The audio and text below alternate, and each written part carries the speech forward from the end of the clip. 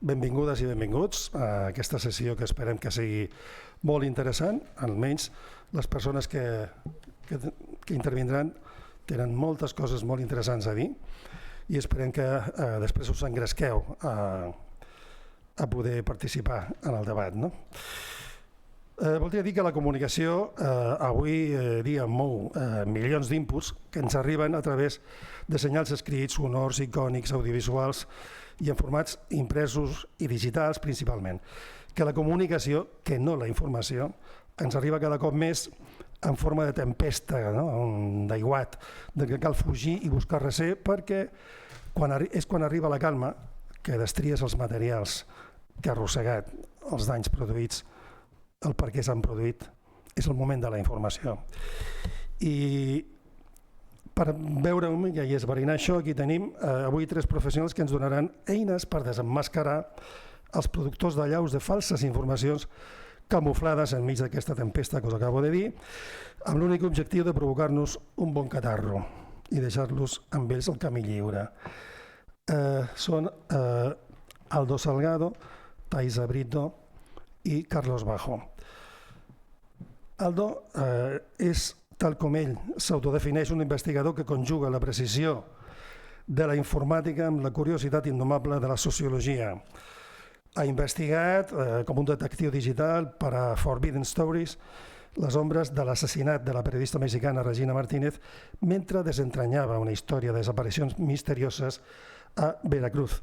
O bé també va descobrir una xarxa de desinformació d'influència política a Honduras, al seu país, Guatemala, Mèxic, Equador i República Dominicana, muntada per l'empresa de relacions públiques Wish & Win, propietat de l'estratega català en comunicació política Xavier Domínguez. Aldo, doncs, si et sembla, ens pots explicar com arribes a ferir aquestes Wish & Win, per exemple? Endavant. Bueno, muchas gracias. Perdó, abans de seguir, tens 20 minuts i t'ho marcaré. Sí. Endavant. Bueno, lo primero, muchas gracias por haber venido. Si se fijan en las imágenes, he querido hacer un guiño al tema de cómo estamos avanzando, porque las hemos generado con inteligencia artificial, eso con Midjourney, para que incorporar detalles de el tipo de pintura de Caravaggio, pero ponerle detalles digitales. Entonces, como que tengan un iPad o una cosa en la mano. Porque como hablamos de algo que podría parecer anacrónico, ¿no? Como es el colonialismo, pero que tiene detalles nuevos, como la parte digital. Entonces, por eso decimos neocolonialismo. Entonces, creía que esa sería una buena manera de traer las sorpresas que me voy llevando cuando vamos trabajando en esto. Porque siempre encontramos cosas que nos demuestran que estamos hablando de continuidades, más que de cosas nuevas, que era lo que nos pasaba en 2017. Que todo el mundo en 2017 parecía que o 2016 parecía que la desinformación era un evento que acababa de nacer, o que el mundo era nuevo y no había palabras para nombrar a la desinformación y todo lo que conllevaba. Entonces, por eso siempre saco a este señor, que no sé si lo conocen, pero probablemente, bueno, él se autodenomina también el padre de las relaciones públicas y de la propaganda. Entonces, aquí es toda una foto de 1993 de Edouard Bernier, ¿no? Que era sobrino de Freud y probablemente el propagandista más efectivo que ha habido nunca, porque él, de su mente, surgió el golpe de Estado de Guatemala en 1954, porque él fue el que convenció a la opinión pública, a la prensa, a la CIA, de que en Guatemala había un gobierno que era procomunista. Entonces, cuando este gobierno estaba intentando poner avances que ahora se dan muy por sentado, como que hubiera sindicatos. Entonces, pero él fue el que lo convenció. Entonces, y eso ha dejado una profunda huella, como cualquier golpe de Estado, pero en ese momento más, por el tipo por la cantidad de muertos que generó, también ha dejado una huella cultural, ¿no? Entonces tenemos cosas como esta pintura que es muy famosa, Gloriosa Victoria, de Diego Rivera. Y si quieren leer más respecto del tema, pues Mario Vargas Llosa ha hecho una novelización de todo esto y la verdad es que está bastante bien.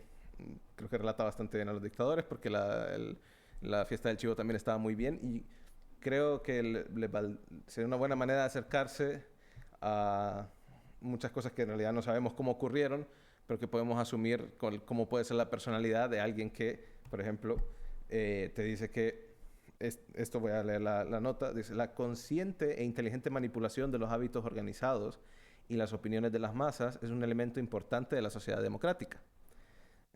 Y quienes manipulan este desconocido mecanismo de la sociedad constituyen un gobierno invisible, que es el verdadero poder en nuestro país. La inteligente minoría necesita hacer uso continuo y sistemático de la propaganda.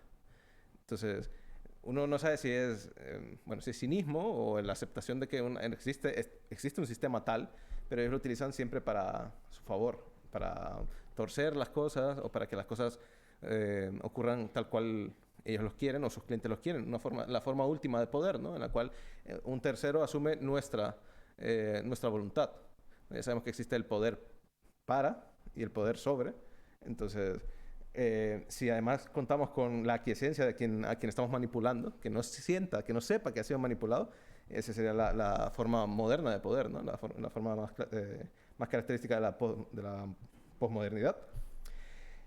Como esto era el siglo XX, ¿no? O sea, inicios del siglo XX, cuando comenzó a hablar siempre de Bernier, también han ocurrido otros cambios. Han ocurrido muchísimos cambios que necesita un libro completo o varios, y yo les recomiendo bastante que es el de Relaciones Públicas en la época de la posverdad. Y aquí se habla de forma muy concreta respecto de qué ocurrió o cómo mutaron las empresas de relaciones públicas a ser lo que son hoy en día y por qué hay gente como yo que tiene que estarles investigando porque hacen operaciones de influencia. Porque básicamente llega un momento en el que se quedan sin el capital social que habían estado cosechando de servir de mediadores entre el poder y los medios de comunicación. Entonces, esa forma que había originalmente, seguro ustedes algunos conocieron, en el que la gente de relaciones públicas era la única manera de tener contacto con grandes corporaciones, etcétera, pues eso decayó con el advenimiento de las redes sociales, etcétera. Y ahí ocurre una cosa que sería como la que dice el amo de Spinoza, de que lo que ocurre en la sociedad muchas veces no pasa porque un grupo superinteligente lo haga, sino pasan por la vagancia, la ignorancia, porque, cosas que construimos en común, en conjunto, y que están mal hechas. Entonces, ocurrió que las redes sociales crean herramientas muy potentes para la segmentación, la microsegmentación, y las empresas de relaciones públicas encuentran que ese puede ser la forma de obtener nuevos beneficios si siguen utilizando esas herramientas para manipular. Entonces, y ahí surgen las relaciones públicas postclásicas. Y entonces, ¿esto para qué nos sirve? Bueno, tenemos varios marcos de análisis de desinformación. Hay uno en el que creíamos como en 2016, 2017 era como una cosa bastante común, creer que había surgido de la nada, ¿no? Que era una enfermedad de la desinformación. De hecho, está este trabajo seminal de Claire Wardle, que era como lo que todo el mundo había leído de desinformación en ese momento, que se lo encargó la Unión Europea, y en ese trabajo podemos encontrar estos gráficos que eran como muy importantes para entender en qué consistía la desinformación en aquel entonces, ¿no? Y hablaban más que todo del contenido y de las intenciones.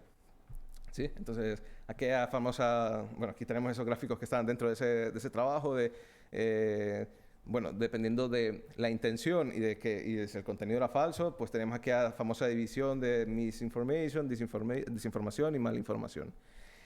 Pero como todo marco teórico, pues se puede quedar obsoleto, y entonces empieza a surgir el tema de la teoría crítica. Entonces, yo con la base de sociología que tengo, esto me gusta más a mí, porque es el hecho de que nos damos cuenta de que la desinformación en realidad parece una herramienta que solo pueden utilizar, o mejor dicho, ya existe la desinformación, pero la pueden utilizar a su favor como operación de influencia solo un cierto tipo de grupos que usualmente están ejerciendo el poder o están queriendo acceder al poder. Entonces, la desinformación y las operaciones de influencia casi siempre la están llevando a cabo estados, militares, empresas, y partidos políticos o candidatos de forma particular. Entonces, claro, para que la desinformación sea inteligible y realmente podamos darle un sentido, creo que necesitamos incorporar estos elementos de la teoría crítica, ¿no? Que necesitamos entender la historia de la sociedad, la cultura y la política en donde se genera esa desinformación, traer elementos del análisis interseccional, ¿no? De la raza, género, clase, Y una cosa que no puse por aquí, que era el tema del origen nacional, que claro, eso da origen al tema del neocolonialismo. Luego lo vamos a hablar, porque es muy diferente la capacidad que tiene un Estado pequeño o uno grande, o uno integrado en una gran alianza, para hacer que los derechos digitales de sus ciudadanos sean respetados. Además de la teoría crítica, una cosa que usamos mucho ya a nivel técnico para entender una operación de desinformación es esta pirámide, que también a mí me sirve mucho porque en 2017, 2016, que esa etapa primigenia en la que todo el mundo estaba como corriendo sin cabeza para intentar entender qué estaba pasando, todos nos quedábamos aquí, analizando piezas de desinformación, ¿no? Entonces salía una pieza y venía una unidad de fact-checking y la desbancaba e intentaba conseguir que esa pieza de desinformación, que la pieza que ellos tenían desbancando, que tuviera el mismo recorrido, y nunca lo conseguían. Después se subió por un peldaño más y empezó a hablar de narrativas. Y recientemente, hace un par de años o menos, pues nos hemos estado dando cuenta que necesitamos herramientas de otros campos, y entonces viene gente del campo de la ciberseguridad y comenzamos a hablar de amenazas cibersociales, ¿no? Entonces nos damos cuenta de que hay unos actores que son persistentes a lo largo del tiempo, que van realizando una y otra vez este tipo de campañas. Entonces aquí es donde, bueno, como esto otro lo pueden encontrar en un montón de espacios, yo me he querido centrar sobre todo en la parte de neocolonialismo digital, porque no se habla mucho, o hay muy poca gente del sur global hablando de, bueno, nosotros tenemos unos problemas con la desinformación bastante grandes, al igual que ustedes, pero allá tenemos el tema de el abandono del espacio digital de parte de muchos de los gobiernos, y que las empresas de redes sociales no se sienten impelidas a responder de cara a esos gobiernos, a menos que sean muy grandes, como por ejemplo Brasil. A Brasil y México en Latinoamérica sí que le responden. Pero, por ejemplo, el caso de Honduras o Guatemala, intentar hacer que Facebook responda o dé información para algún caso es bastante difícil, no se diga ya para el tema de desinformación. Entonces, voy a hablar de 3 elementos al respecto de este neocolonialismo. Uno es el tema de los indianos digitales, que era un tema que les había gustado bastante a la organización. Porque recuerdan el tema de los indianos, ¿verdad? Que era gente que hizo fortuna en América con negocios poco lícitos, o inclusive si eran lícitos inhumanos. Pues nosotros hacemos la referencia con pues, el indiano digital, del que voy a hablar yo, que es en este caso Xavi Domínguez, porque él es un señor que tiene una agencia de comunicación política bastante reconocido. La agencia se llama Wish and Win. Y que él se ha ido a hacer las Américas. Ahora ya van a ver de dónde sacó eso. Nosotros hicimos una investigación que condujo, por ejemplo, a estas 3 publicaciones. Son de 3 medios diferentes. Con el reporte ese de esta pestaña, ¿no? Que nosotros se lo pasamos a un grupo de periodistas. El grupo de periodistas vienen y publican.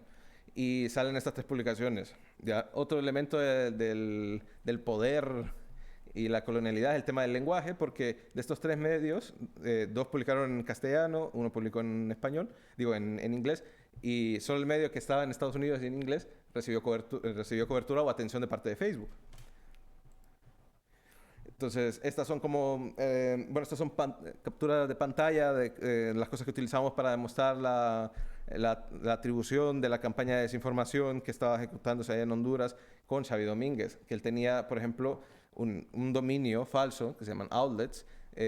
Son páginas que simulan ser un medio de comunicación legítimo. Aquí tenemos un dominio que se parecería al de Universal Noticias, pero aquí se llama universalnoticias.info. Atención a esto porque luego hay una cosa graciosa. Luego él tenía más dominios, el informante.online, universalnoticias.info, que ya lo vimos, testigonoticias.net, y había más en esa línea. Y bueno, aquí habían, les pongo, ¿cómo que se llama? Capturas de los tipos de desinformación que estaba difundiendo en esa campaña. Que, por ejemplo, a la derecha tenemos desinformación de género, ¿no? Porque a las mujeres, a las candidatas, las demeritaban, ¿no? Haciendo parecer que solo estaban como candidatas de un X partido, porque o habían tenido algo, una relación con el candidato presidencial, o porque eran guapas y punto. O sea, demeritando del todo la capacidad de las mujeres para tener participación política y además aprovechando unas narrativas que solo son posibles en un contexto bien concreto de machista, ¿no? También en Honduras el tema eh, el tema del derecho de las mujeres o el acceso a las mujeres a derechos reproductivos está bastante mal. Tanto que hasta hace poco se aprobó la PAE, o sea, la píldora anticonceptiva de emergencia era ilegal. El aborto en todas sus formas es ilegal.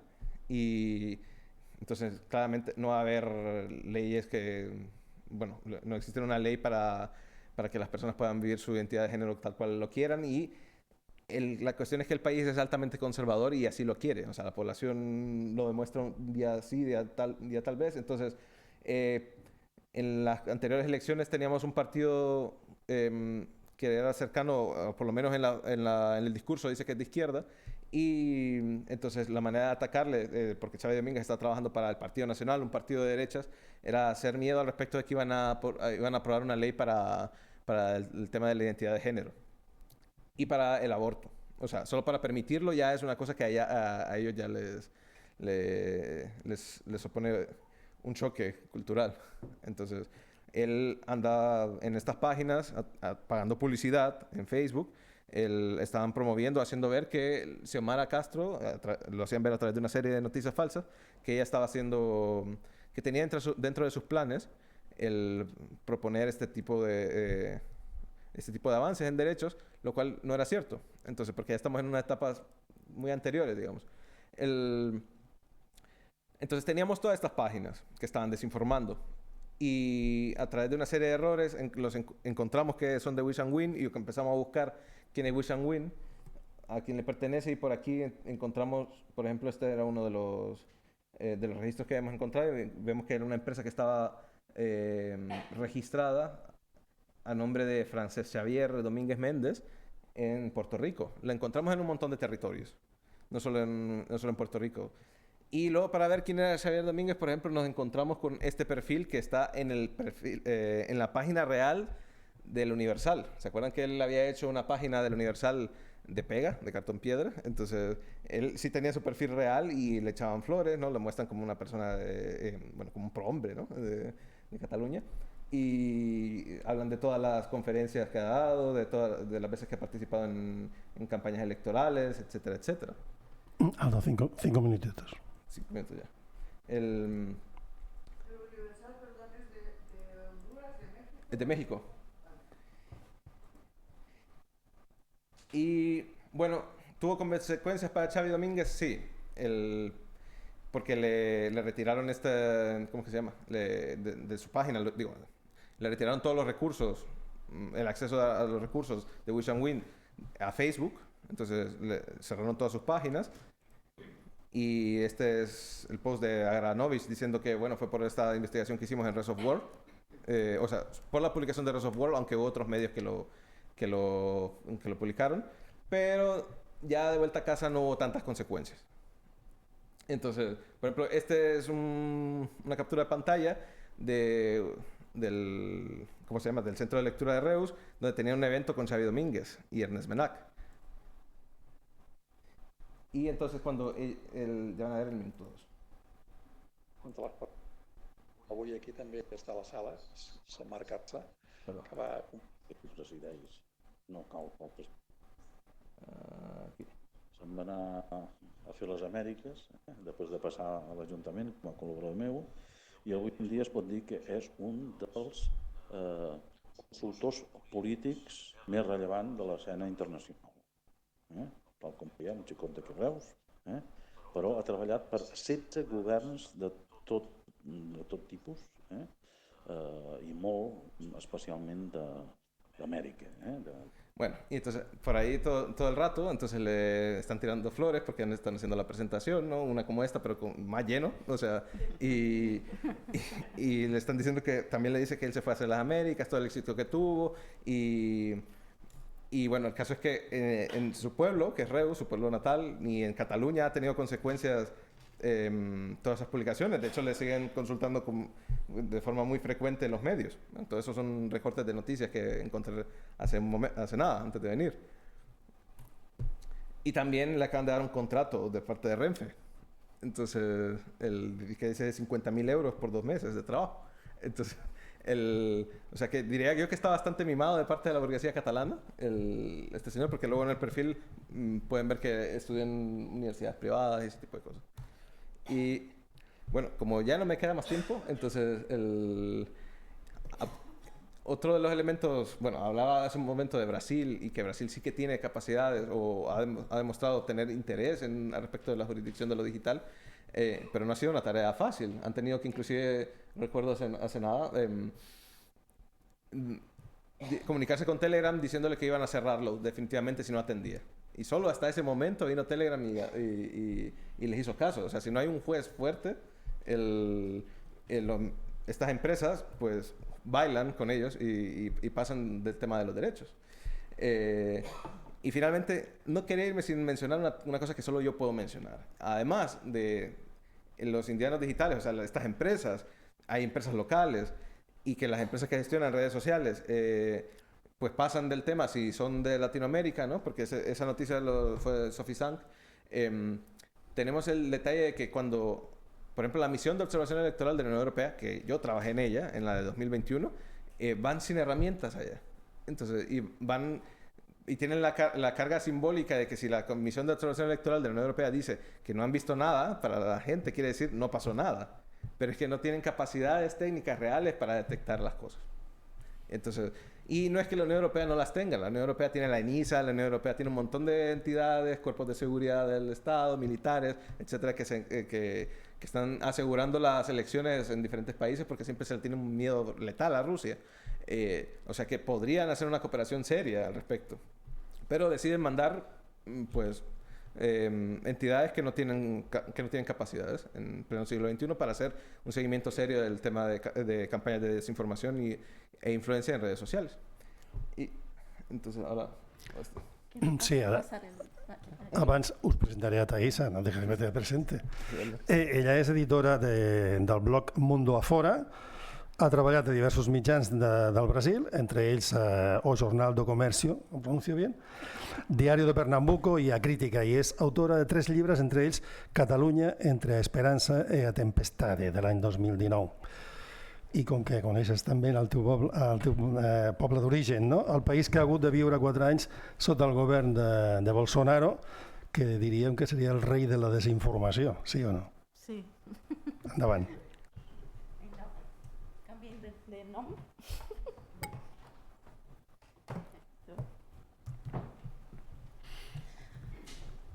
Bona tarda a tothom. Gràcies per convidar-me. És un plaer estar aquí. Bé, com parlava o meu company, ao caso do Brasil, começarei exatamente para o caso do Telegram. Em março de 2022, a Justiça bloqueia o Telegram ao Brasil. E por quê? Porque havia demandado uma série de coisas a Telegram. Telegram não havia contestado. E a Polícia Federal, só no mesmo momento aqui, melhor. A Polícia Federal, que estava fazendo uma investigação, demanda ao Supremo Tribunal Federal que bloqueasse ao Telegram, e o Supremo vai aceitar e vai aplicar uma multa a Telegram de 100 mil reais a Telegram per dia per incumprimento. E vai demandar mais 4 coisas a Telegram, porque a Abans estava demandando que passasse informação sobre uns perfis que difuniam informação falsa e que eram influenciadores conectados a Bolsonaro. E vai demandar que indiquei representante legal ao Brasil, porque não es trobava nenhum, informar todas as medidas adaptadas para combater a desinformação e a difusão de notícias falsas e eliminar publicações da enlace de Jair Bolsonaro Brasil 2030, porque era aquele perfil tinha mais de 1 milhão de seguidores e era fins de todo o Bolsonaro que fez uma apresentação online semanal através do Facebook, definia aquela adressa e ao STF vai demandar que tanques a conta. E bloquear de um outro influenciador, que é o Cláudio Lessa, jornalista, que também era daqueles do segmento da Bolsonaro. E exatamente porque Telegram vai negar a cumprir ordens judiciais antes. E as ordens anteriores eram também para tancar perfis da gente que era influencer, como que se diz Alan dos Santos, está se a fugir aos Estados Unidos. A Reboot ajuda de dos filhos do Bolsonaro para sortir do país. Viu olhar e está com uma ordem de detenção internacional para isso, porque aquele era dos influenciadores que mais definia notícia falsa conectada a Bolsonaro. E Telegram vai haver de bloquear os perfis que tinham e a que toma vai abrir outras diferentes e a justiça não lhe vai agradar porque o Telegram vai tancar os perfis, mas não vai dar a informação que a justiça demandava. E por isso vai prender esta decisão da tancar o Telegram. E assim, e depois o proprietário do Telegram vai dizer que a justiça brasileira havia enviado um e-mail equivocado, que por isso não havia arribado a eles, uma desculpa, não? Bem, e como eles vão arribar a isso da justiça brasileira actuar assim, como não atua, como comentado, em outros países da América Latina. Em 2018, quando Bolsonaro vai ser elegido, começa uma relação da sua família Steve Bannon aos Estados Unidos, ao mateix da campanha naquelas fotos, ali é Bannon e Bolsonaro, Eduardo Bolsonaro e Bannon, e a que toma da gafas, da olheiras, se diu Olavo de Carvalho, já morto. Pero era o guru do bolsonarismo. A que toma tinha cursos, a gente que seguia Bolsonaro fez os seus cursos, pagava, e vivia aos Estados Unidos, e tinha muita influência gente da extrema-direita aos Estados Unidos.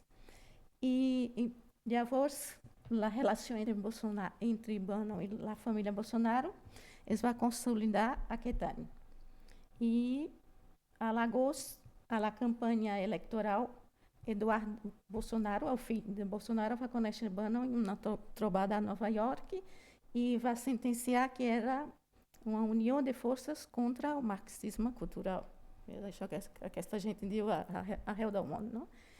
E naquele momento, o Bannon, fins de todo, vai fazer um grande sopá em homenagem a aquele guru do bolsonarismo, vai lançar um documental sobre aquele tema, vai ser todo e vai se involucrar na campanha de Bolsonaro, eles vão negar que participava, né? A estratégia de Bannon, a campanha de Trump, vai inspirar a campanha de Bolsonaro. Vão seguir exatamente os mateixos, a mateixa estratégia. E que não era a estratégia? Exatamente utilizar as redes sociais, as difusões massivas, WhatsApp, Facebook, principalmente, e Telegram. E això, ao cap d'això, era um altre filho de Bolsonaro, que es diu Carlos Bolsonaro, que era regidor do Rio de Janeiro, però mai vai posar o pé à la Câmara para trabalhar, porque sempre estava junto ao seu para avançar a campanha, e depois tinha gabinete dentro do Palau da Alvorada, que dizia Gabinete de Lodi. E que a gente não tinha acesso, porque trabalhavam tancados ali, fazendo todas estas coisas. Vai instalar, vai quedar dentro do Palau e resta de trabalhar lá como regidor. E em 2019, Eduardo Bolsonaro vai ser anunciado como embaixador sul-americano de Movimento, um grupo criado por Bannon para unir líderes mundiais da ultradireita e encapsulado por Marine Le Pen, Matteo Salvini e Victor Orbán. Tudo boa gente. Já vou. A campanha eleitoral Brasil, como vai ser? Aqui tem um estudo feito por uma investigadora que vai registrar a circulação de 346 notícias falsas durante o período eleitoral. O período eleitoral Brasil são os meses de setembro e outubro.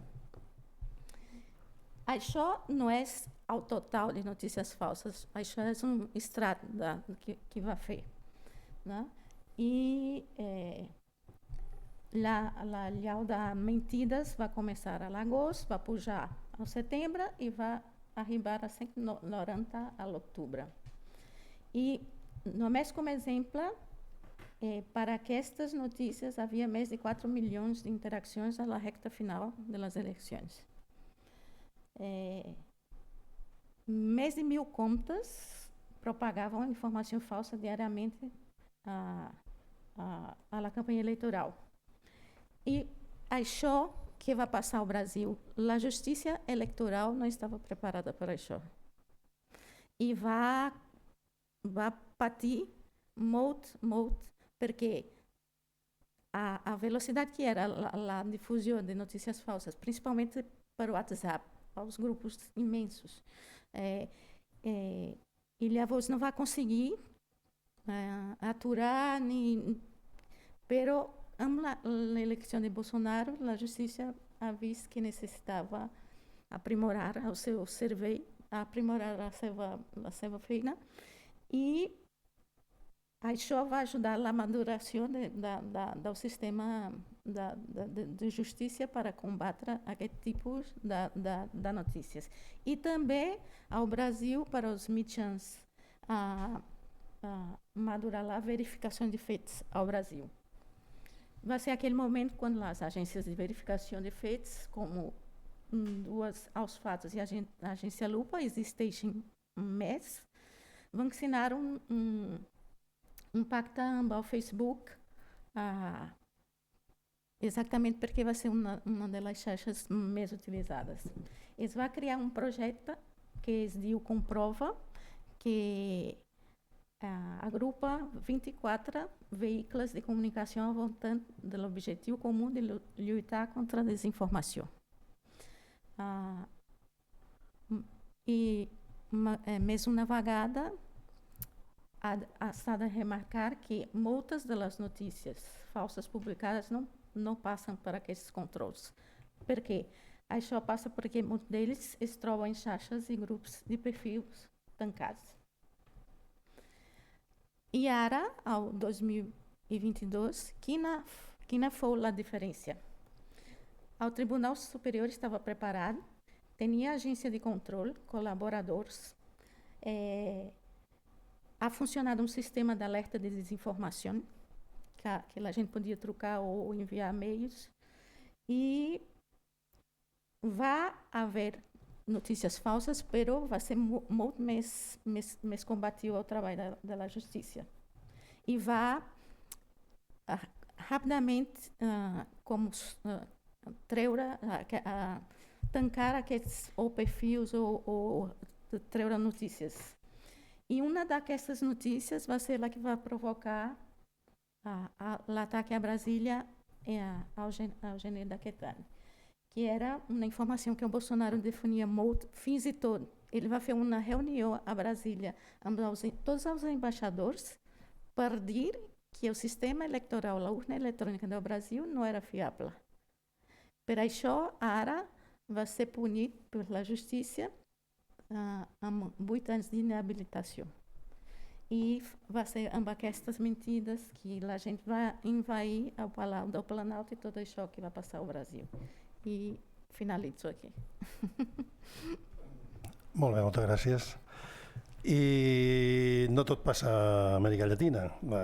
Carlos Bajo, que és el nostre tercer convidat, és un periodista que quan no estudia el doctorat en comunicació internacional practica la recerca social, la docència i la consultoria en comunicació per organitzacions socials. Ha treballat en l'ús de les TIC a Àfrica per a la transformació social dels nous moviments socials i ciutadans al continent africà. I encara li queda temps per col·laborar en diversos mitjans. Parlem d'Àfrica, no? Podríem dir que com a Amèrica Llatina el sud global aquest és com un camp d'experimentació per la desinformació o què? L'ha apagat? No. Sí, bueno, jo després d'escoltar els casos que crec que són ben representatius, no?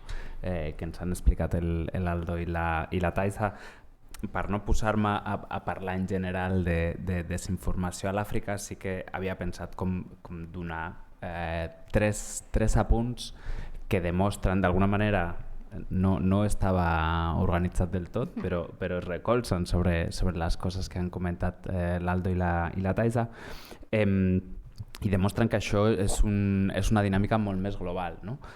Comentava ara el Josep Ramon aquesta lògica de laboratori, pràcticament, d'experimentació, no? Aleshores, jo volia fer 3 apunts.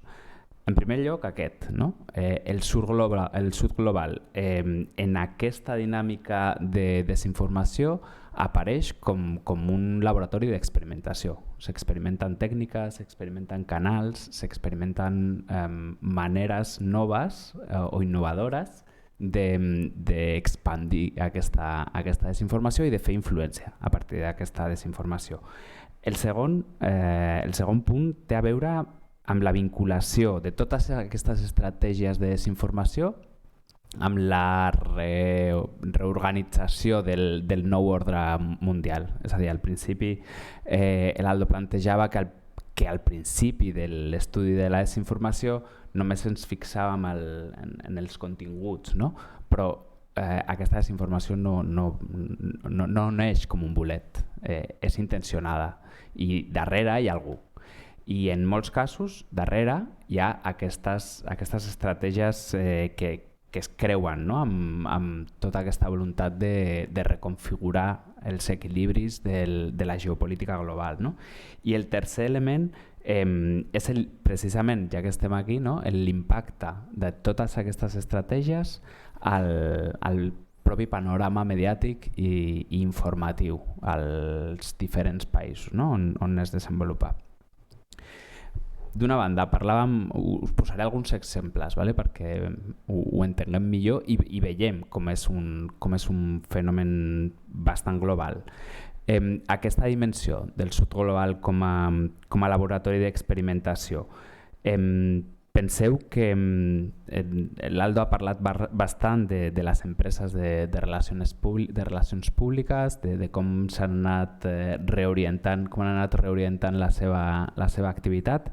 No sé si recordeu l'escàndol de Cambridge Analytica. També l'Aldo, quan parlava de desinformació, s'anava a 2016, que precisament és un poc el moment de les eleccions de Trump, referèndum del Brexit, no? Que és com la màxima expressió de l'utilització d'aquestes estratègies de desinformació. Poc després vam saber que Cambridge Analytica, una empresa de relacions públiques i de mitjans, havia estat darrere de les estratègies d'aquestes eleccions. Però és que Cambridge Analytica al 2013 ja va estar a les eleccions presidencials a Kènia treballant per un dels candidats kenians i al 2015 ja havia estat a les eleccions presidencials a Nigèria. Moltes de les coses que es van fer servir a la campanya de Trump i a la campanya del Brexit es van trobar abans a la campanya de Nigèria i a la campanya de Kènia. És a dir, s'havien experimentat abans, no? I parlava també l'Aldo d'aquest indiano, perdona, però no me'n recordo del nom ara, que després, a més, rep un contracte de Renfe. Bueno, doncs això també és bastant habitual. Les empreses del nord global experimenten tècniques, experimenten canals, etc. al sud global i després reben premis al nord global amb les tècniques que han depurado d'alguna manera, no? I que han afinado en aquests entorns, no? Que potser són... tenen una certa feblesa institucional, no? Com deia l'Aldo, per defensar aquests drets digitals, no? Aquesta era una de les idees. La segona, la de la vinculació amb les estratègies de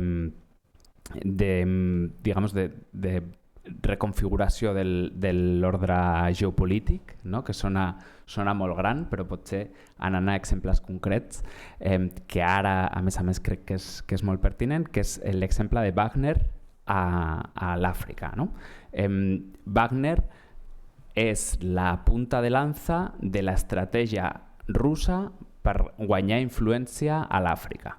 I la presència de Wagner a l'Àfrica té una dimensió militar, però té una dimensió igualment important de propaganda i de desinformació. És a dir, aquesta presència de mercenaris, etc., ve acompanyada d'una supercampanya de propaganda i de desinformació per afablir la posició de França, precisament, com a soci, com a aliat, com a antic colonitzador, afeblir la seva posició i privilegiar la posició de Rússia. I de la mà de tots aquests mercenaris, etc., arriben campanyes bestiales a les xarxes, per exemple, no? que fan, o sigui, que expandeixen aquest discurs. Però és que fins i tot França va acabar fent servir les mateixes estratègies per defensar la seva posició i va anar a les xarxes a crear perfils falsos, a tractar de jugar en el fang també, no?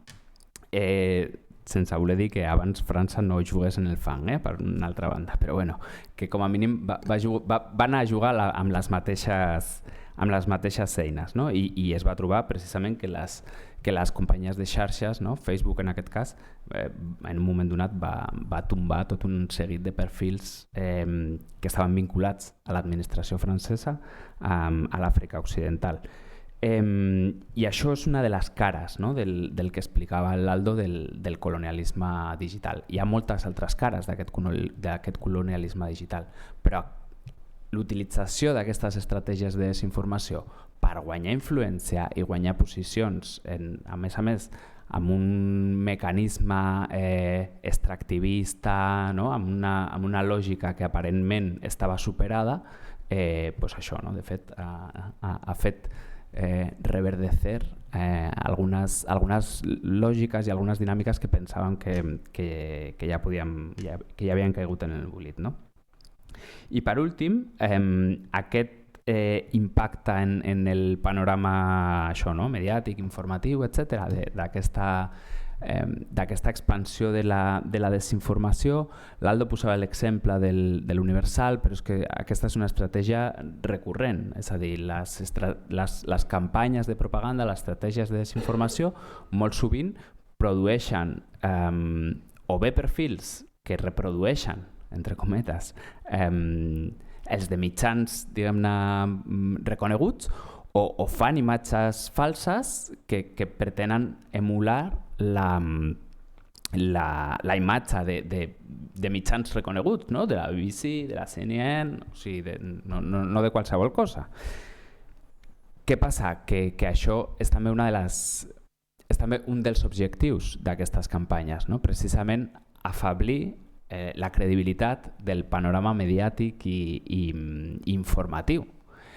Perquè el que ocorre és que això genera la sensació de que ni tan sols es pot confiar en els mitjans més establerts, més monolítics, no? més sòlids, ni tan sols es pot confiar en això. Aleshores, en què es pot confiar? Pues en la gent que tenim a prop, no? En el missatge que ens arriba a través d'un WhatsApp, en el missatge que ens arriba a través d'un Telegram. I això és el caldo de cultivo fantàstic perquè la desinformació encara tingui més efecte, no? Quan s'afebleix el panorama mediàtic i informatiu, diguem-ne, establert, entre cometes, no? Només es pot confiar en la comunicació interpersonal, i aquesta comunicació interpersonal és realment on de veritat es mou la desinformació, no? Perquè confiem en el missatge que ens envia la nostra cosina, la nostra mare, el nostre tiet, en aquest confiem de veritat, no? Ella ens ho ha enviat amb tota la bona intenció del món, però era mentida. I així és com es fa la bola de la desinformació, no? De manera que atacar aquest panorama mediàtic informatiu també és un dels objectius, i això ho veiem no? Sistemàticament als espais on més es fa evident aquesta desinformació, en el cas de l'Àfrica subsahariana, per exemple.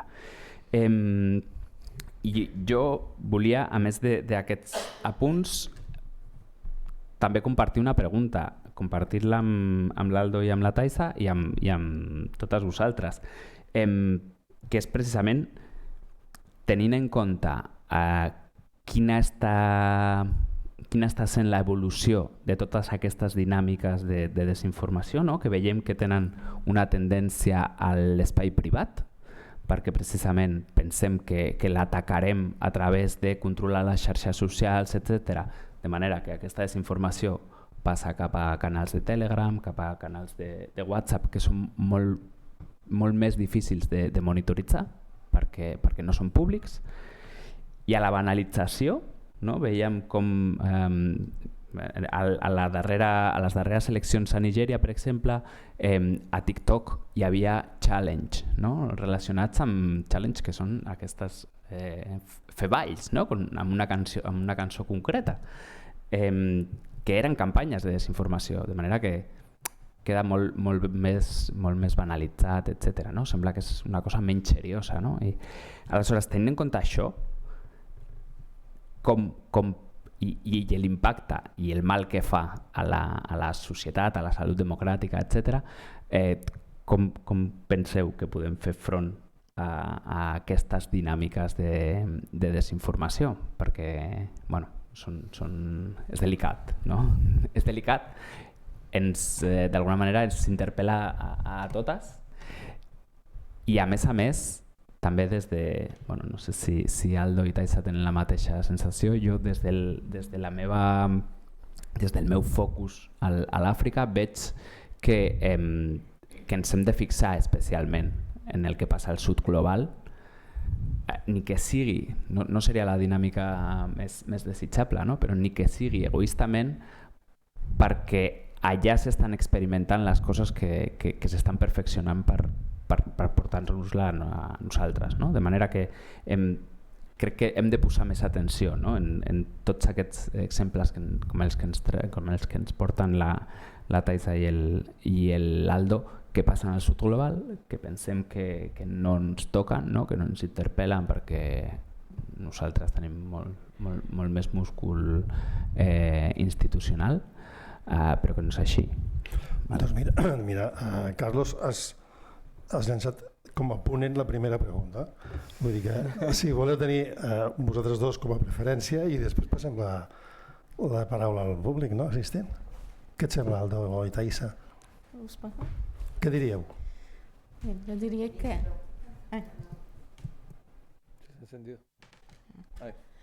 bem, para mim, creio que cal uma ação assim como está começando no Brasil, não? Uma justiça forte que intenta combater a show. Fins e todo é projeto ao Congresso Nacional que não está caminhando muito bem, mas espero que também é nesta mateixa direção. Porque o Brasil vai experimentar o mal que vai fazer a show a um governo e a pandemia vai fazer uma campanha de desinformação tão grande e 700 mil pessoas vão morrer ao Brasil da Covid. Acho é uma das coisas, dos maus que vai fazer. Entre outras coisas, multas, porque se fosse falar aqui, seria que passaríamos toda a noite aqui falando do que vai passar o Brasil, do mal que vai fazer e como vai ser o show. E a reação da justiça vejo que é uma coisa importante que se está fazendo allá e que está funcionando. Não? Fins de toda a área, todas as ações que pela questão da imunidade do Bolsonaro não podiam dar e agora estão andando. E acho é um exemplo. E há daquelas pessoas que vão fazer a invasão ao Palácio do Planalto estão detingudas. Muita gente. São mais de 2.000 pessoas detingudas e processadas por todo isso, porque não vai ser uma confrontação de toda regra contra a Constituição do Brasil. E há auxiliares da Bolsonaro que estão detingudos, que a avó e Mateus está falando uma comissão de inquérito ao Congresso, que era ao nome em português ajudante de ordem, e a que tinha entre outras coisas ao seu telefone uma minuta de um copo de Estado. E se eles permitem que eles vá assim para o mundo, não sei onde eles vão parar. Jo et preguntaria, però els tribunals, amb el canvi de govern, amb Lula, els tribunals són els mateixos que hi havia amb Bolsonaro i actualment? Sí, Ara estan més lliures i abans no podien? O... Sim, são ao mateix, pero després da a mais alta esfera, que é o Supremo Tribunal Federal, são os mateixos. E há dois que vão ser indicados por Bolsonaro, que são os que sempre vão em contra as decisões. Aos demais, não. E aqueles que avui, que são os mateixos, vão ser os mateixos que não vão fazer contra a campanha da Justiça de Curitiba contra Lula, que vai ser detido, que todos os processos, esta mateixa justiça vai anular todos. Por quê? Porque eles vão dar conta do que estava passando. São os mateixos, pero tingut a visão de que això no pot ser. Aldo, tu què penses? Micro. Micro. Sí. Bueno, para cualquier cambio social, o un especialista de cambio social que es muy recurrente en sociología, hablaba de que cualquier cosa se tiene que hacer en el tejido sociocultural, y lo definía por el enfoque INIO, que las ideas, la normativa, la interaccionalidad y las oportunidades.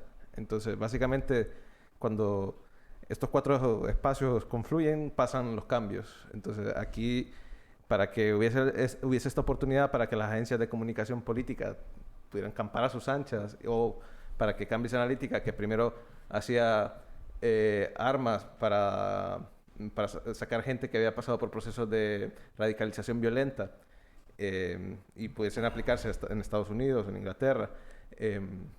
Pues todo eso pasó en un vacío legal, en un vacío de ideas, porque no se tenía como un amplio rechazo cultural al respecto del uso de estas herramientas, y entonces no había tampoco un cuerpo de periodistas que dijese vamos a investigar a esta gente. Hasta ahora está empezando a ver.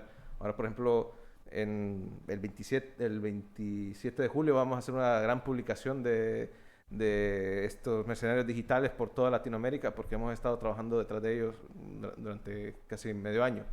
Entonces, al haber un cambio de las ideas respecto de la sociedad, darnos cuenta de que existía este peligro, comienzan a haber cambios en la normativa. Entonces comienzan a haber gente que se empieza a interactuar unas con otras, a unirse, y encuentran oportunidades para poder combatirlo. Entonces está habiendo un cambio en el espacio sociocultural para poder mitigar este tipo de cosas. Y se necesitan los cuatro elementos, porque estamos hablando de una amenaza cibersocial. Siempre se tiene, y es una característica de la posmodernidad, pensar que la tecnología lo va a resolver. Y este no es un problema que haya generado sola la tecnología, pero bueno, las redes sociales han querido hacerlo ver como que se va a resolver tecnológicamente porque quieren esquivar el brazo de cualquier regulador. De hecho, a mí me gustaría conocer cuál ha sido la serendipia, la serie de características que han permitido que Brasil pudiera pasar por encima o de lado de todo el trabajo que hace constantemente Meta y estas empresas y Telegram para que les regulen.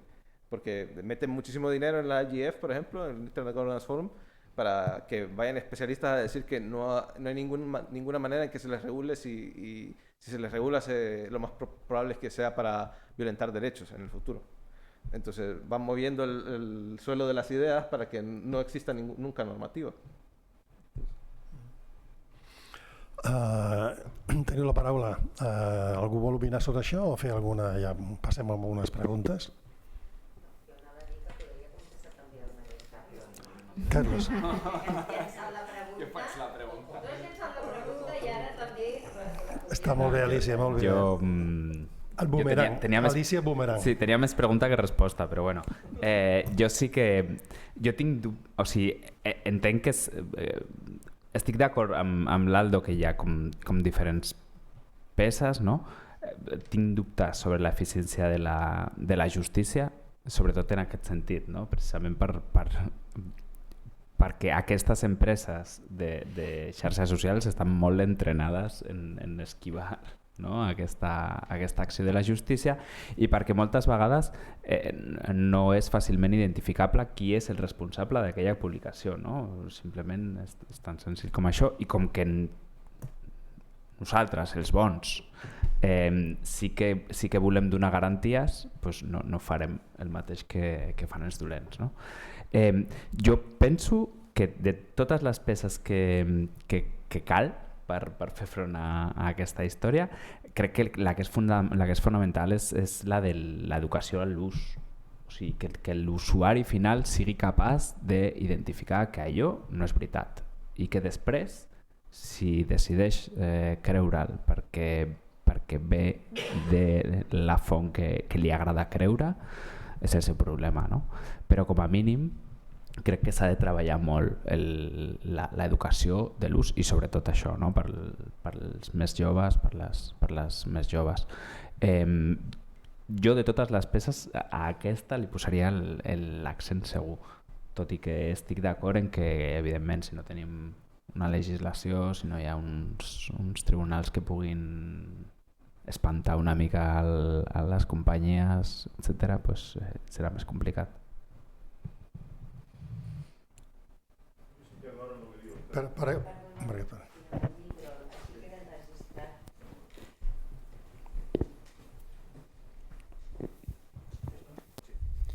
Estic d'acord amb el que diu el Carlos i dubto una mica del que diu l'Aldo, que hi ha una estratègia de les societats, de les empreses o de les entitats que estan investigant tot aquest tema per tenir una acció. Aquesta acció seria a través de les redes, de les xarxes socials.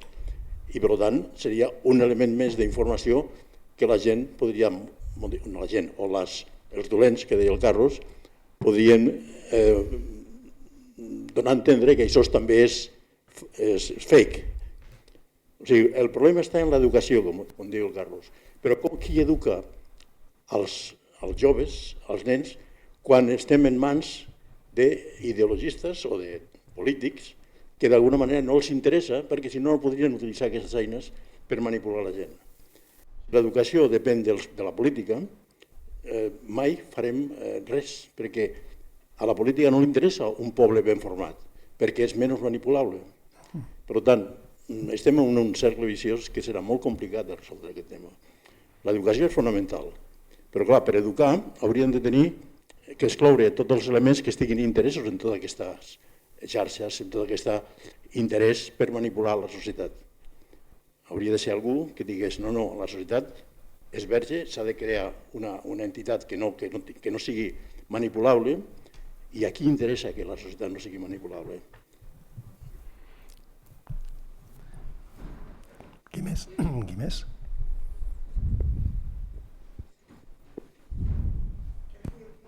Nariz.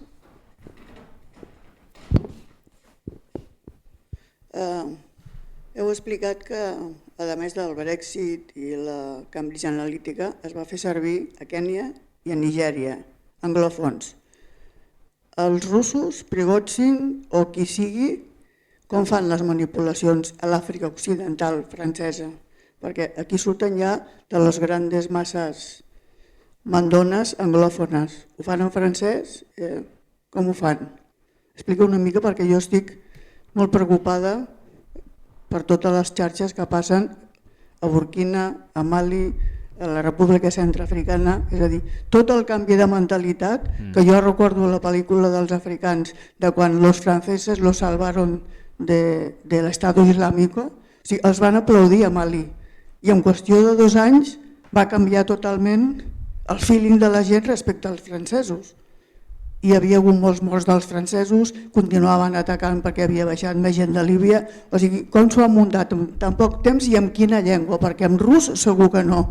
O sigui, com ha crescut això a l'Àfrica francòfona?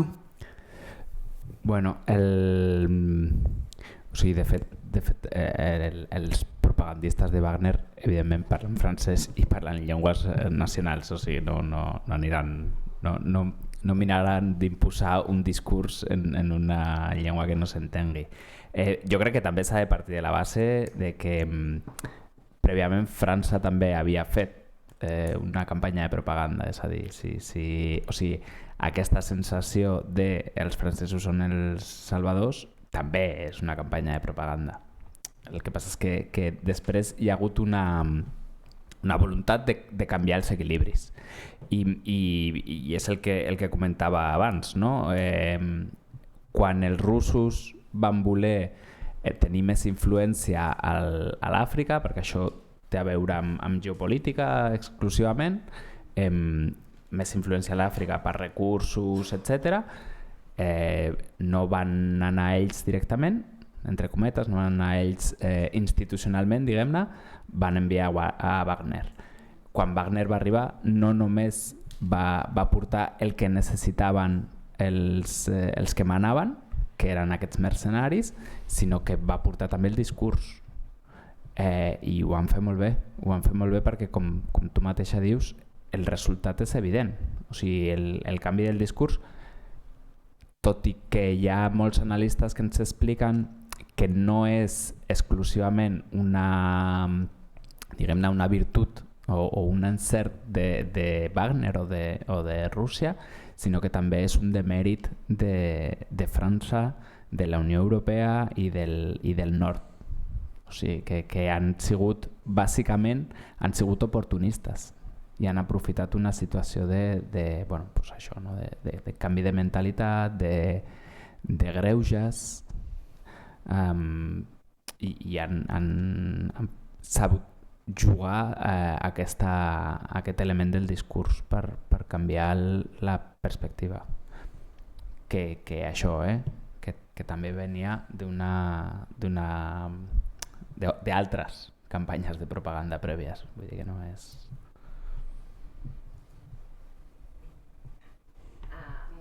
Gràcies als tres per les vostres intervencions, molt interessants.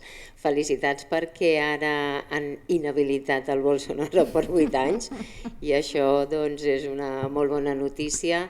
Molt interessant també el que deies de l'Àfrica com a banc de proves, perquè no desconeixia que s'haguessin provat en allà, o sigui, a l'Àfrica, i després que arribin aquí ja més depurades i ja amb les errades que hi hagin corregides i que s'apliquin aquí. Tant de bo no existís això, però que és interessant conèixer-ho per denunciar-ho justament. Y Aldo, yo te preguntaría, porque me he quedado con el término este de los indianos digitales, si hay un término, debe haber más de un personaje, ¿no? O sea, aparte de, podrías comentar un poco más sobre diferentes, y indianos son catalanes, son españoles, y cuántos habéis detectado, si están en funcionamiento todavía o si ya han salido de allí?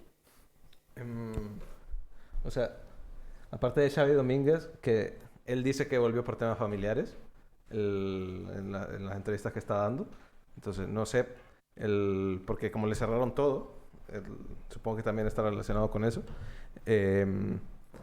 Existe Liminalia.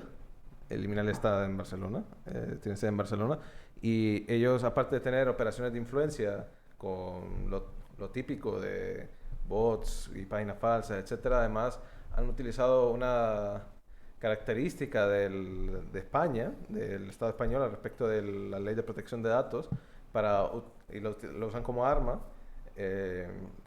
La instrumentalizan para conseguir que se elimine contenido de personas que son públicas y que deberían mantenerse ese contenido online, pero terminan consiguiendo que se elimine contenido de políticos corruptos, de narcos, de etcétera, etcétera. Entonces lo hacen utilizando legislación española. Entonces, derecho al olvido, ¿no? ¿Ah? Derecho al olvido. El derecho al olvido. Entonces, y eso es... Liminalia abrió el mercado y ahora hay más empresas dando ese tipo de servicio. Por ejemplo. Y ese sería como el otro gran ejemplo aquí de Cataluña, ¿no? Entonces, aparte de Xavi. Y también ocurre que esta es todas son tendencias que existen previamente, ¿no? Porque muchas empresas que tecnológicamente no puedan competir en el resto de Europa suelen poner la mirada a Latinoamérica, porque otra vez una mente colonizada tiende a poner en un lugar primigenio a alguien que venga del norte global. Entonces, aunque no tengan unas amplias capacidades tecnológicas, a estas empresas por venir del norte global dicen, no, este es el socio que yo quiero. Entonces les es más fácil abrirse brecha y conseguir buenos clientes allá, aunque no sean diestros tecnológicamente. Y es lo que pasa mucho porque Wish & Win no era una empresa, hacía mucho daño, pero no es que fueran muy ágiles, muy, muy hábiles, no eran un Cambridge Analytica. Entonces, Liminalia sí que parece que va en ese sentido. También van muchas empresas de gente de Latinoamérica afincada en Estados Unidos hacia Latinoamérica. Eso también pasa últimamente, o gente que ha migrado hacia Latinoamérica, porque PredictVia era una empresa en Miami fundada por un venezolano y que hacen... Bueno, en la presentación ahí había más cosas, entonces a eso les decía lobos con piel de oveja, porque ellos se presentan como que tienen un software para combatir la desinformación, por ejemplo. Y al final era todo lo contrario. Usaban inteligencia artificial para crear bots que fueran más inteligentes a la hora de mantener una conversación en Twitter. Y de los ejemplos que traía preparado eran como esos, pero, por ejemplo, ¿qué tenemos más de influencia del norte global sobre el sur? Vox. Vox está, a través de la Fundación Disenso, ha puesto el pie de forma muy fuerte en Latinoamérica y ha creado alianzas bastante extendidas por toda la región.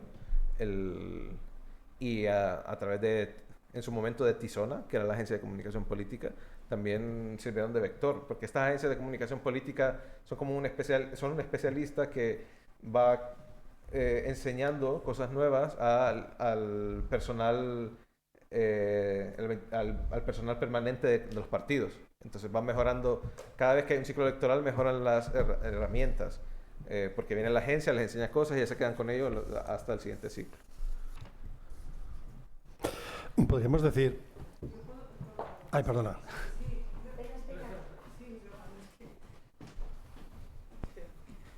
Perdona, buena tarde. Yo trabajé hace unos 20 y pico años en Burson Mastela, no sé si lo conocéis, una gran agencia de relaciones públicas, grande en todos los sentidos.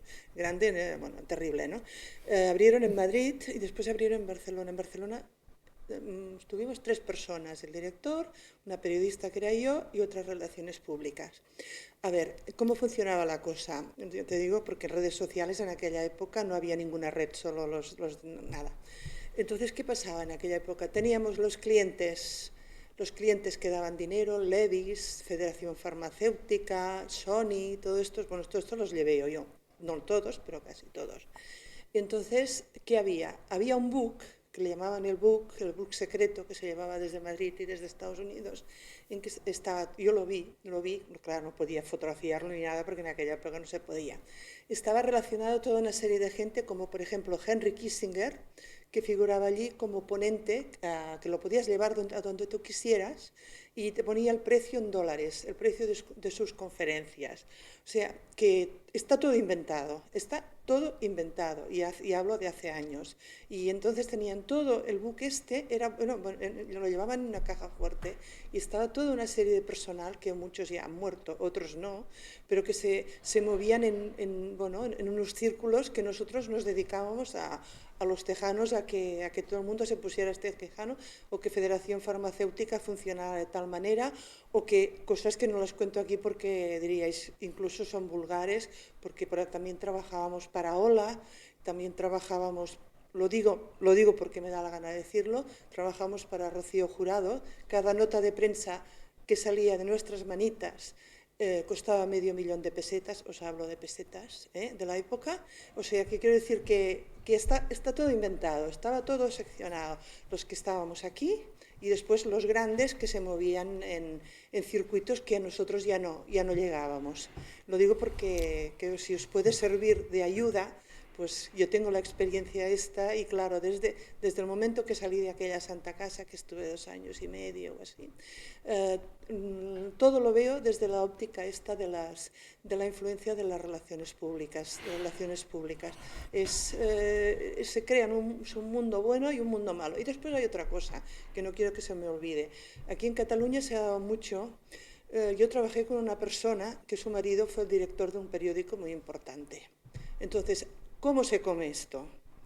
Director de un periódico y ella directora de una agencia de relaciones públicas. Esto pasa muchísimo. Entonces, ¿cómo se come esto? A ti te exprimen, a mí me exprimieron por la agenda que tenía. Me exprimieron literalmente por la agenda. Cuando ya la agenda ya la tienes exprimida, te abren la puerta y te dan una patada y listos. Y funciona así. Pero esta otra persona que vino después, no digo, imagináis todos de dónde es, pero bueno, porque eso es muy señorito. Y lo dejó todo, bueno, la continuaron teniéndola allí, la continuaron cuidando, mimando, porque su marido ocupaba un cargo muy importante. Imaginad, yo no lo diré porque me podría caer el pelo, pero es verdad. Vale, es esto lo que volía. Y después otra cosa, que no se me escape. Parece que vivamos en la República de no se sabe dónde. República no lo es todavía. Pero yo querría saber vuestra opinión sobre el debate de ayer. El grado de mentiras que se llegaron a seguir. Yo sigo un personaje que es Ana Pastor, no la de Neutral, sino la Ana Pastor ministra, porque tuve contactos con ella cuando estaba en temas de salud y tal. A medio debate empezó a volcar cosas con datos, que dices, esto es imposible que lo haya hecho ella, porque es imposible, o sea que había alguna empresa allí detrás que estaba volcando como locos. Y bueno, es lo que quería comentar. Primero esta valoración de la Agencia de Relaciones Públicas por mi experiencia y después deciros qué visteis ayer. Bueno, yo vi muchas cosas, vosotros no sé. Bueno, no sé. Sí que és un tema que que el que tu planteges és de les relacions públiques anys A. No, però el que tu expliques en aquella època era anys A en el sentit de que ara ha augmentat el tema de les xarxes socials, les xarxes socials, el tema de l'ús de la comunicació a través de les xarxes i a través, diguéssim, dels grans grups d'influència. No? Podríem dir que del quart poder, que era la premsa, ara hi ha un cinquè poder que s'ha creat a través, diguem, de tota aquestes empreses d'influència digital arreu del món. Bueno, una nova era en el sentit aquest. Potser s'ha transferit el poder, perquè crec que tampoc, tot i que potser sentir mal aquí, però no crec que la premsa, vull dir que segurament la premsa en molts moments també ha sigut igualment manipulable i manipuladora, de manera que potser el que ha passat és que s'ha transferit. Aquest quart poder ara s'ha atomitzat, no? I s'ha distribuït, potser. Bueno, justo yo partía de la premisa de este libro de que por lo menos para las relaciones públicas sí ha implicado una nueva era.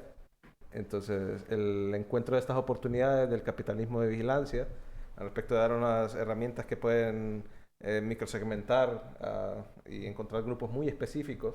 Entonces, claro, las agencias de comunicación lo que encontraron fue grupos específicos que podían votar y que además eran fácilmente manipulables. Entonces, gente que, bueno, justo lo que estaba hojeando aquí era el libro de Mindfuck, se llama, que es el libro de Chris Wiley, que es el que levantó la liebre al respecto del Cambridge Analytica, y él contó todo y escribió su libro. Y entonces él habla de que como ellos buscaban gente que tuviera la triada oscura, gente que tuviera unos perfiles específicos, porque eran bueno, y hacerles contenidos específicos a estas personas para poder, que siempre habían vivido en la periferia y no votaban, para que fueran votantes de este grupo, de un grupo de extrema derecha. Hubieran votado a cualquiera que le hubiese dicho eso, en particular, de la forma en la que ellos lo dijeron. Claro, la diferencia es que la tecnología les habilita a ir más lejos. Entonces, sí, estamos en un cambio por las dimensiones, no por las intenciones. O sea, es una continuidad. No, es lo que decía Montse, o sea, que las intenciones siguen siendo las mismas, ¿no? Porque la tecnología y demás, los nuevos momentos de difusión digital han cambiado un poco el panorama. Por ejemplo, un detalle que, ya que mencionaba lo de negro, una de las cosas que nos dificulta un montón, porque a veces damos con la agencia de comunicación política que ha hecho la desinformación y no podemos hacer la conexión entre la agencia y el candidato, porque todo lo han pagado en negro. Entonces, y como van de un país a otro, cuando llegan a Honduras no constituyen ninguna empresa, no han pagado ningún impuesto, todo el dinero ha sido en B. Entonces, sabemos de una agencia, sabemos de un montón de agencias haciendo publicidad para un candidato, pero no encontramos la documentación, no existe. També en aquest espai de relacions públiques, del panorama actual de les relacions públiques, jo crec que hi ha un element que fa que encara sigui com més resbaladizo, no? Que és que hi ha coses que són èticament reprovables i altres que són il·legals. No? Aleshores, potser microsegmentar la publicitat, etc., doncs, pots considerar que és més o menys ètic. Hackear correos és il·legal, no? O donar continguts manipulats, no? O falsejar pot ser més il·legal. No? Aleshores, com que també hi ha aquesta dualitat, de vegades és com més complicat, no? Bueno, assenyalar-ho clarament o atacar-ho, etc. ¿no? Pero, por ejemplo, digamos que si eso es legal es por una falta de... porque vamos siempre por detrás de lo que la tecnología permite. Pero, por ejemplo, si yo hiciese un contenido que estuviese enfocado a personas que tienen una determinada enfermedad mental, para convencerles de que ataquen a una persona en particular o de que mañana viene un ovni, eso no sé en qué línea caería, pero seguramente convencer a otro de que cometa un delito, eso es ilegal. Sí. Y por ejemplo, lo que estuvo haciendo Trump en Estados Unidos era estarle diciendo a la gente que hiciera las cosas sin decírselas, entonces en un lenguaje compartido porque había mucho contexto previo. Entonces, o sea, van con toda la intención y creo que les da igual cruzar esas líneas porque lo van haciendo de forma constante. Lo que no quieren es que les pillen, eso sí. Eso les duele un montón y entonces se esconden, pero les da igual porque además es muy lucrativo. Porque de lo que sabemos, en Honduras ganaban como $5,000 mensuales el que está en la parte de arriba de la dirección de una agencia de comunicación. Es más. Entonces, estas eran agencias pequeñas, entonces, porque claro, Marsteller és enorme. Entonces...